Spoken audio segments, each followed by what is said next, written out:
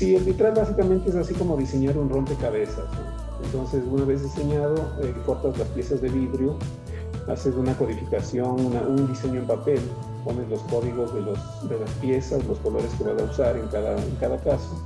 Si es que les da algún tratamiento como pintarlos, en fin, se organiza por pieza, entonces es un gran rompecabezas, ¿no?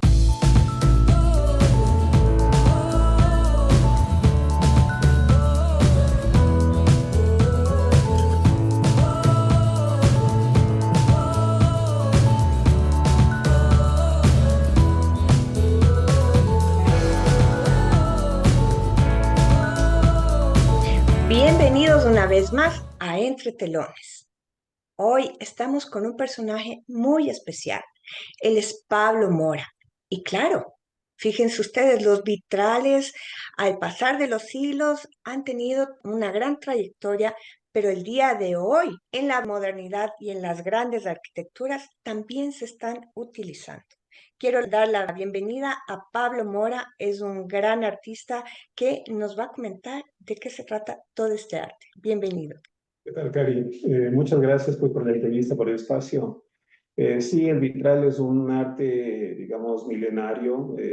Básicamente se sabe que los romanos, en el afán de poder cubrir ventanas, áreas más grandes con vidrio para que entre la luz, se ingeniaron en unir varias piezas de vidrio, usando plomo, que digamos era el plástico de su tiempo y entonces construyeron los primeros vitrales. Entonces, en realidad tuvo un sentido funcional al comienzo.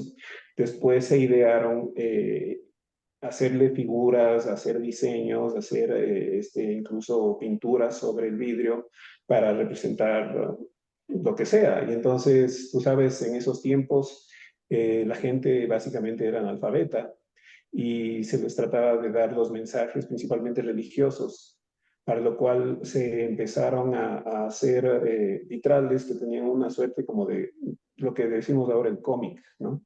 O sea, para indicar en base a escenas cosas que no se pueden decir con palabras. Entonces así le explicaban a la gente cómo eran los misterios, todos los pasos de la historia religiosa.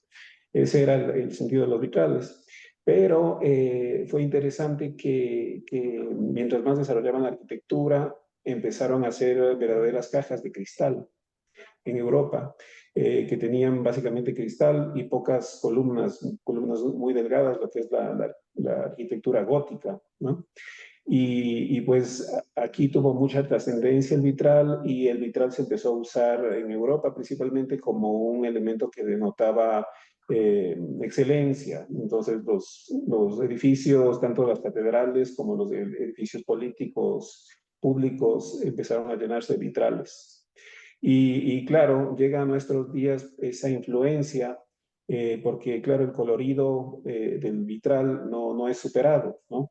Y entonces, tú sabes, el desarrollo técnico que tuvo en la Edad Media, el vitral lo convirtió en un elemento que podía resistir el frío, el viento, la lluvia, todo. Y entonces, básicamente, no se ha alterado mucho el procedimiento de cómo hacer vitrales hasta ahora. Y se sigue usando y ahora con nuevas líneas más modernas se le sigue aplicando en la arquitectura moderna. Hermoso, hermoso, realmente es un arte precioso. Tú tienes 30 años haciendo este arte eh, ¿Sí? y con vidrio y metales reales, ¿no? No es nada artificial. Cuéntanos un poco cómo es el proceso. Sí, el vitral básicamente es así como diseñar un rompecabezas, ¿no? Entonces, una vez diseñado, cortas las piezas de vidrio, haces una codificación, un diseño en papel, pones los códigos de las piezas, los colores que vas a usar en cada caso. Si es que les da algún tratamiento como pintarlos, en fin, se organiza por pieza, entonces es un gran rompecabezas, ¿no? Después se pone el rompecabezas ya armado en la mesa y se le empieza a dar la unión usando principalmente el plomo, el estaño, el cobre, y ese es el vitral real. Entonces, claro, es una unión entre vidrio, que es inalterado, y el plomo, el metal, que también tiene una duración grande, y entonces ese es el vitral real, el vitral que hemos visto en las catedrales, tanto europeas como aquí también, ¿no? Aquí hay unos casos muy interesantes, que te digo, en las catedrales de ciudades como Guayaquil, Cuenca, en Quito. Hay vitrales traídos de Europa y algunos vitrales que ya se han hecho aquí en América. Pues nosotros seguimos la línea esta, ¿no? O sea, mi padre en los años 60, más o menos en el 67, se encontró en sus estudios de arte, se encontró con esta técnica en México y él aprendió algunas técnicas, ¿no? De uso de esmaltes, de armado de vitral, en fin, y lo trajo acá. Y entonces, en ese tiempo acá solamente había un artista español que se había casado con una cuencana y se quedó aquí y había hecho bastantes trabajos de vitral. Y entonces, básicamente en ese tiempo, en los 70, en los 80, eran solamente mi padre y este señor español, Arrazábal. Claro, empezaron a hacer obra y empezaron a aparecer otros vitralistas por aquí y por allá, pero es un arte difícil que implica mucha técnica, implica mucho esfuerzo, entonces como que yo veo que muchos han intentado, pero pocos se han mantenido. Ah, Estoy viendo en el vitral que yo tengo de fondo en este momento, que sí, tienes cuadraditos. ¿Tú lo trabajas por metro cuadrado? ¿Lo trabajas por bloques, baldosas? ¿Cómo funciona? ¿Qué es lo que te claro. piden y cómo lo puedes poner en escena, digamos, ¿no? O sea, Claro. ¿cómo lo plasmas? Sí, verás, o sea, claro, nosotros, por ejemplo, para hablar de un precio, para cotizar un vitral, en realidad partimos del área que va a tener, la medida que va a tener, ¿no? Después de eso, tenemos que ver las complejidades, porque hay vitrales mucho más complejos que otros, ¿no? En el caso, por ejemplo, de la grisalla, que es este pintado sobre piezas de vidrio al horno, para hacer rostros, para hacer detalles de ropajes, manos, cosas así. Es una técnica más avanzada, ¿no? Y entonces, claro, son diferentes precios, dependiendo de la complejidad. Y a esa complejidad la aplicamos sobre un área determinada. Entonces, así es como llegamos al cliente, ¿no? Más o menos midiendo y sabiendo el tipo de tema que se va a desarrollar ahí. ¿Cuánto te demoras en cada uno de los, digamos, en un metro cuadrado? ¿Cuánto te Sí, demoras? dependiendo de la complejidad. Sabes que hay vitrales muy complejos, hay áreas más grandes y claro, básicamente yo ahora me encargo de lo que es el diseño, el diseño tanto en papel y la pintura, ¿no?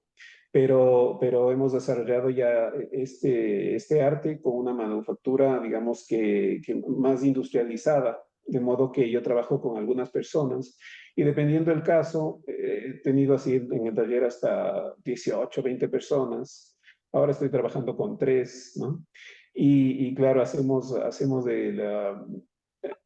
las diferentes, las diferentes actividades que hay que hacer, ¿no?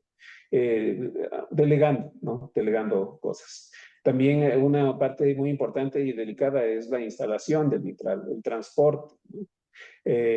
Todos los pasos son de mucho cuidado. Tenemos que hacer unas cajas que tienen determinadas características, utilizar esponja, utilizar papel para transportarlas. Claro, estamos haciendo vitrales en todo el país.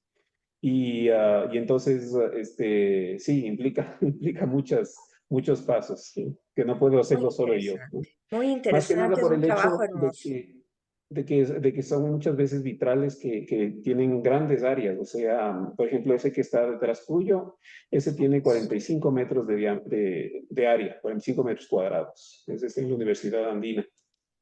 Y entonces, claro, hay cosas más pequeñas que nos piden para casas, para restaurantes, nos piden también lámparas, artesanías, regalos. Entonces hacemos líneas de todo tipo, todo lo que se pueda crear con vidrio y metal.